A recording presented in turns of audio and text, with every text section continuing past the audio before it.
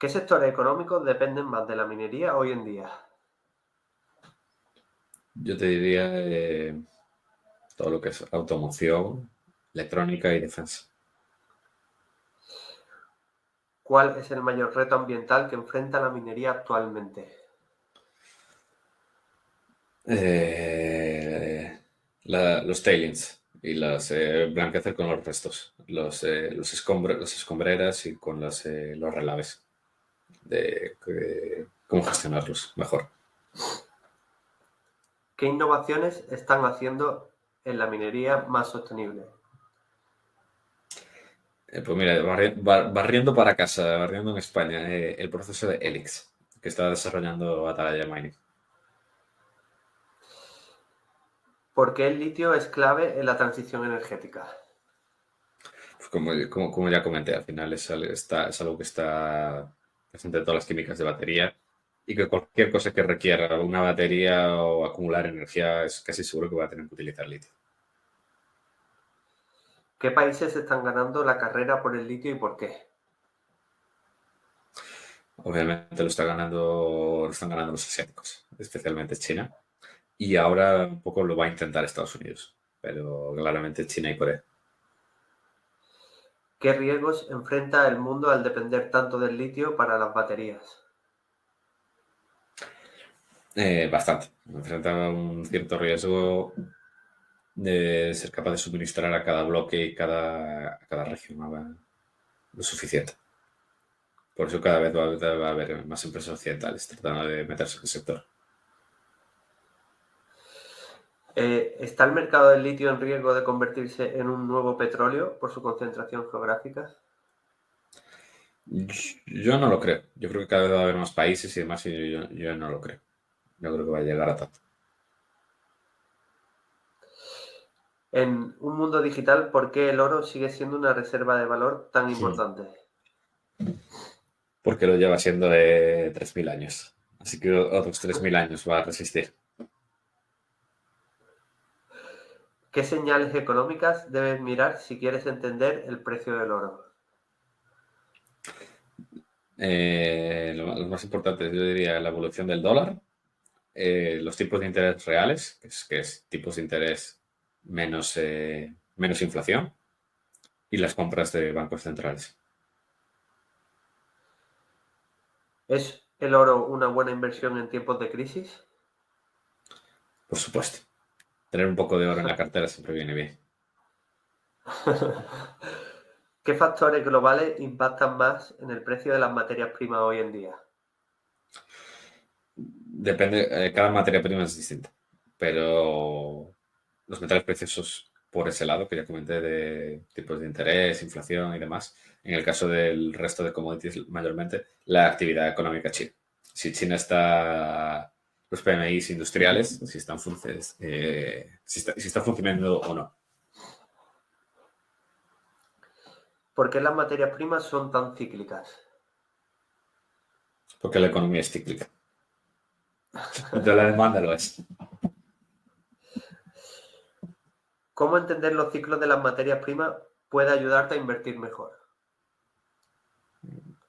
Porque claro, te ayuda a entender en qué momento estás y qué es lo que te puede deparar el futuro próximo.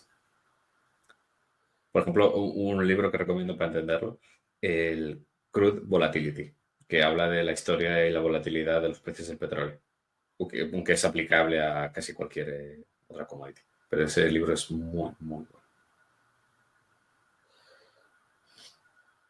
¿Qué materias primas están vinculadas al crecimiento de las economías emergentes? Pues al final casi todas. Casi todas, pero si tuviera que decir una que se nota bastante especialmente, yo diría el cobre. ¿Cuál crees que será la materia prima más importante en los próximos 10 años y por qué? ¿Cuál será la más importante? Esa sí que ya es más especial. No quiero decir el litio, es demasiado manido. Yo creo, yo te voy a decir, no voy a decir una concreta, pero en general yo voy a decirte cualquier commodity que está casi monopolizada por China. Y eso entra dentro, por ejemplo, el antimonio, el tungsteno y otros metales que están prácticamente, son monopolios chinos. ¿Qué hace que una empresa de materias primas sea una inversión prometedora? Al final, tener un depósito, las dos cosas importantes de una empresa minera, tener un activo bueno, que al final son cosas de la naturaleza, en plan, que sea buen grado, un strip ratio bajo, que esté bien situado, que no esté en medio de la nada, accesible y que tenga un buen equipo directivo. ¿Cómo puede la geopolítica alterar los mercados de materias primas?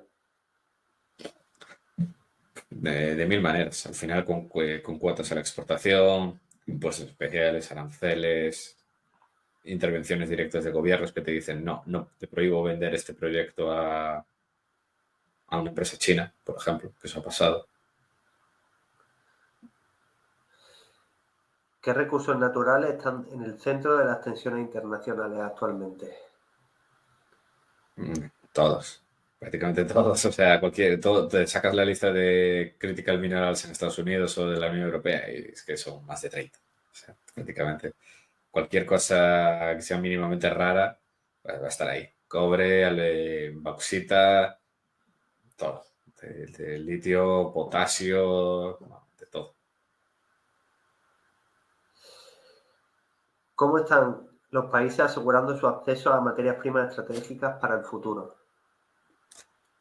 Pues tomando varias medidas muy inspiradas en lo que hicieron los Sogo Sosha japoneses, que es al final lanzarse al mundo y firmar, por ejemplo, acuerdos de financiación.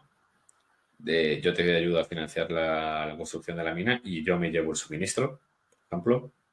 A tomar stakes y ayudar al desarrollo de empresas, por ejemplo, invirtiendo en las propias empresas, no en el asset, sino en la propia empresa. Invirtiendo, por ejemplo, un 10%, comprando un 10% de la empresa y dándoles dinero para ayudar al desarrollo del proyecto, firmando offtakes, comprando empresas enteras y construyendo directamente en las minas, como hacen muchos, por ejemplo, más de las empresas chinas. Y sí, yo diría sí. ¿Qué materias primas son clave para la transición hacia las energías renovables? Prácticamente todas. Al final va a hacer falta muchísimo aluminio, es decir, bauxita, va a hacer falta tierras raras, va a hacer falta muchísimo acero, es decir, que incluso carbón metalúrgico va a hacer bastante falta. Cobre, litio, níquel, que el níquel cada vez tiene más peso en las baterías también. ¿Es realista la transición energética en los plazos actuales? Obviamente no. Hay un libro muy bueno, más que un libro, un ensayito corto muy bueno de Václav Smil, que es un genio, que se llama 2050 o por qué la transición no se va a hacer a tiempo, o algo así. Que básicamente habla de eso, de que todas estas cosas que se hablan de 2030, 2050 y demás, dice que son absolutas tonterías. O sea, no es nada realista pensar que se va a descarbonizar la economía en 30 años. Las transiciones siempre llevan muchísimo más tiempo. Mide el de Energía y Civilización, ¿no? El mismo Sí, del autor. Energy and Civilization, sí, sí. Muy bueno. ¿Se puede hacer una transición energética diferente? Sí, y no es que se pueda hacer, es que hay que hacer. O sea, hay que dejarse de buzzwords y tonterías y hacer políticas de verdad serias, que es lo que aboga Smith. Realistas y de verdad serias, sin hacer el maximalismo del carbón, como digo en el libro. ¿Qué quieres decir con maximalismo del carbón? Porque que ahora todo el mundo está obsesionado con todo es el CO2. Todo solo importa el CO2, el carbón y demás, y hay otros mil factores que afectan a generar los ecosistemas y demás. Por ejemplo, que se habla poquísimo y que a mí siempre me ha preocupado mucho es la desertificación y la erosión del suelo. Porque una vez que tienes erosionado un suelo es muy difícil recuperarlo. ¿Qué políticas se deben hacer? No bloquear minas, para empezar. ¿Qué países están liderando la transición energética y cómo están manejando su dependencia de materias primas? ¿Quiénes están liderando? Pues mira, por ejemplo, está liderando bastante Suecia. Suecia se lo tomó súper en serio, todo el tema de descarbonizar y demás. Lo que pasa es que ahora se están encontrando también de que igual no es como ellos querían, que tan verde y tan yuppie. Lo están liderando bastante. China sigue siendo el gran contaminador del mundo, pero está invirtiendo muchísimo. O sea, es de hecho el país del mundo que más invierte en renovables a día de hoy. Entonces, lo que sea a nivel tecnológico, de tecnología, o sea, es imposible batir la tecnología china en tema de baterías o de renovables ahora mismo. A Pues pesar de que dicho, siguen utilizando, a pesar de que siguen siendo el gran consumidor de carbón y demás, pero por eso, o sea, va a ir con tiempo, va a ir con calma la transición.